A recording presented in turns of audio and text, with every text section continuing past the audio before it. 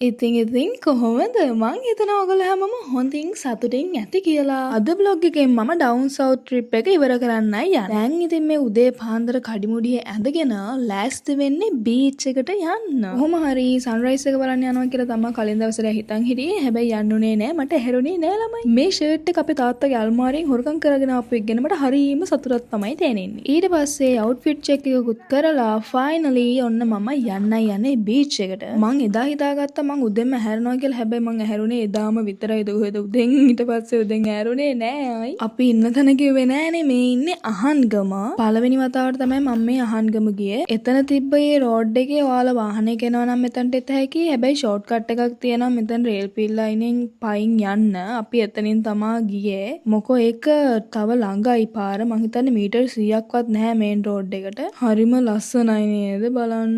එදා ඉස්කෝල් දවසක්ද කොහෙද මට මතක විදියට. දැන් මේ ට්‍රිප් එක ගිහින් ඇවිල්ලත් මං හිතන්නේ 1 month විතර වෙනවා. අයියෝ දෙවියනේ. බලන්න මගදී හම්බෙච්ච ලස්සන පැංචාය ෂෝකනේ. ඔගොල්ලෝ අර ලක් මූවි එක බලලා තියෙනවද? බලලා තියෙනවා නම් ඒක ඉන්න පූසත් මේ වගේනේ. එතනම පාක් එකෙන් අපි ටුක් එකක් අරගෙන ගියා ඉක්මනට. මොකෝ නැත්තම් ඉර ගොඩක් පෑවුවට පස්සේ වතුරට බහින්න බැරි වෙන හින්දා බලන්නකො එතනට ගිය ගමන්ම හම්බ වුණ කෙනාව. හලෝ තුති මානික් අත්තේ. Hai Tuti Monikate. Halo Tuti Monikate.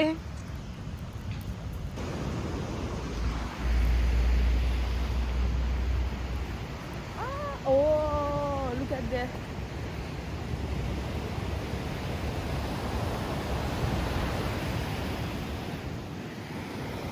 Tada. මං හිතුවා මෙතන සෙනග ඉඳී කියලා. හැබැයි සෙනග හිටියේ නැහැ. මං හිතන්නේ මං උදෙන් ගියා වැඩි නිසාද කොහෙද. මම මේ ලොකේෂන් එක කලින් වීඩියෝස් වල දැකලා තිබ්බා. හැබැයි මම ගිහිල්ලා තිබුණේ නෑ. අහන්ගම ස්ටේ කරපු ෆස්ට් ටයිම් මේක and අහන්ගම සීක්‍රට් බීච් එකට ගිය ෆස්ට් ටයිම් එකත් මේක. මගේ කැම් එකෙන් පේනවට වැඩිය මෙතන හරිම ලස්සනයි. ඔයාලා ගිහිල්ලා නැත්නම් අනිවාර්යෙන් ගිහිල්ලා බලන්න.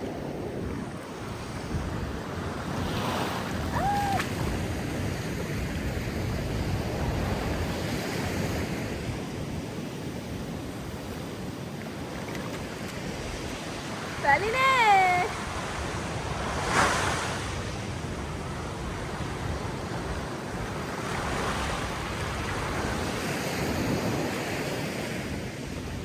කොහොම හරි වතුරට බහිනවා කියලා හිතාගෙන ගියාට වතුරට බැස්සේ නැහැ. මොකෝ කවුරුත් හිටියේ නැහැ. මට ස්විම් කරන්න බෑ. මං කියන්නේ පොඩ පුළුවන්. ඒනට සී ස්විම් නම් කොහොමත් බෑ. බොරුවට මගේ ජීවිත අවදානමක් ගන්න ඕනේ නැති නිසා වතුරට බැස්සේ නැහැ. හොඳම වැඩේ තමයි මෙතනට ටටා බයි කියලා ගිහිල්ලා බලද්දී මම කීයක වට්ටගෙන ගිහිල්ලා කීයක තිබුණේ නැහැ. කොහොමාරි අපි හිටපු තැන යාලා හරිම හොඳයි. යාලා වෙන කීයකක් තිබිලා ඇරලා දුන්නා ඩෝ එක. ඒ වුණාට ආයෙම අපි ආවා මෙතනට ඇවිල්ලා බලනකොට කීයක තිබුණා. So yeah, මේ අපි පයින් යනකොට හම්බ වෙච්ච කැෆේ එකක් මම මේකට කලින් කොෆි එකක් ගත්තා. ඒ වීඩියෝ ක්ලිප් එක මම හිතන්නේ තින්නේ පිටිපස්සේද කොහෙද කොහොම හරි.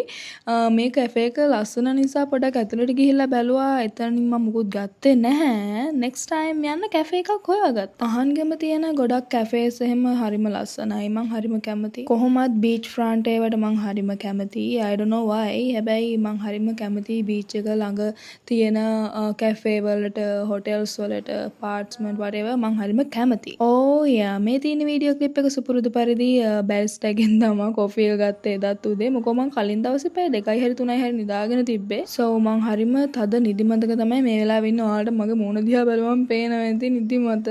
ඊට පස්සේ කොෆි එකක් අරගෙන ඒකත් බීලා මං ඩිසයිඩ් කළා ආපහු හිටපු තැනට ගිහලා පොඩි රෙස්ට් එකක් අරගෙන හවසට එළියට යනවා කියලා. කොහොම හරි මං බ්‍රෙක්ෆාස්ට් එකක් ගත්තා. ඒක වීඩියෝ කළා නැහැ.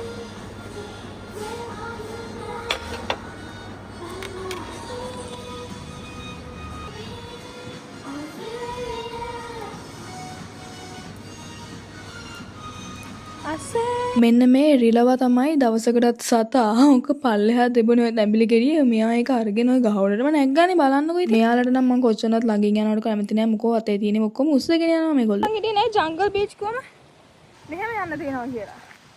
දැන් මේ ඉන්නේ උණවට්නේ ජංගල් බීච් එකේ. මං ඇත්තටම හිතන් හිටියේ නැහැ මෙච්චර කැලෑවකින් යන්න තියනවා කියලා. කොහොම හරි බීච් එකට වෙනකම් පයින් ගියේ. එතකොට නෙල්ලි ගහක් තිබිලා ඒකේ නෙල්ලි ගෙඩියකුත් කඩාගත්තා. මං එතකොටට ඒක අරුම තිත්තයි. but okay anyway. so jungle beach යන්න හිතන් ඉන්නවා නම් උණවටුනේ අනේ පයින් යන්න එපා. ටුක් එකක් දාගෙන යන්න. මොකෝ මැප් එකේ කිලෝමීටර් 1යි චුට්ටයි පෙන්නුවට කඳු නැග නැග පල්ලම් බෑ බෑ තමයි යන්න තියෙන්නේ. ජංගල් බීච් කියලා කිව්වට මෙච්චර කැලෑවක් තියෙයි කියලා හිතුවේ නෑ. අම්බෝ ඇතියන්තම් බීච් එක ළඟට මාවා. let me show you. අර තියෙන බීච් එක. මෙතන තියෙන බීච් එක. තව චුට්ටක් දුර තියෙනවා. යමු.